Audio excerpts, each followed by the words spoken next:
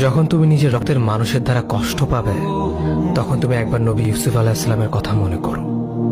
তিনি কিভাবে নিজের ভাইয়ের দ্বারা প্রতারিত হয়েছিল। যখন তোমার বাবা মা না বুঝেই তোমার বিরুদ্ধাচরণ করে, তখন নবী ইব্রাহিম আলাইহিস সালামের কথা মনে করো। তার বাবা তাকে আগুনে নিক্ষেপ করায় ভূমিকা রেখেছিল। যখন তুমি সমস্যা থেকে পরিত্রাণের জন্য কোনো পথ পাবে না, তখন ইউনুস আলাইহিস সালামের কথা ভেবো। তিনি কতটা সময় তিমি মাছের পেটে আটকা পড়েছিল। যখন তোমার নামে কেউ মিথ্যা অপবাদ ছড়িয়ে দেবে, তখন মা আয়েশা রাদিয়াল্লাহু আনহার কথা মনে করো। তার নামে পুরো শহর জুড়ে কুৎসা রচনা করা হয়েছিল।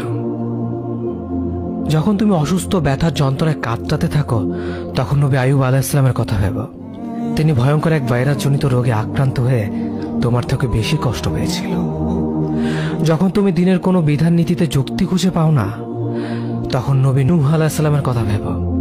তিনি কোনো প্রশ্ন ছাড়াই মরুভূমিতে নৌকা তৈরি করেছিল।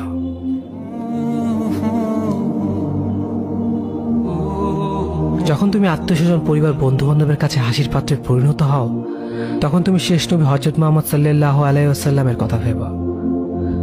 রাসূল সাল্লাল্লাহু আলাইহি ওয়াসাল্লাম বলেছিলেন, সবচেয়ে বড় পরীক্ষা দিয়ে সবথেকে বড় পুরস্কার আসে।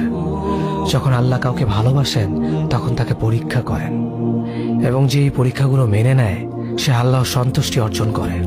আর যে অভিযোগ করে, সে তার ক্রোধের পাত্র হয়। হে আল্লাহ, তোমার কথা মনে করা, তোমার প্রতি কৃতজ্ঞ হওয়ার এবং তোমার ইবাদত করার তৌফিক আমাদের দান করো। আমিন। যেভাবে তুমি সন্তুষ্ট হও, সেভাবেই আমাদের পরিচালিত করো।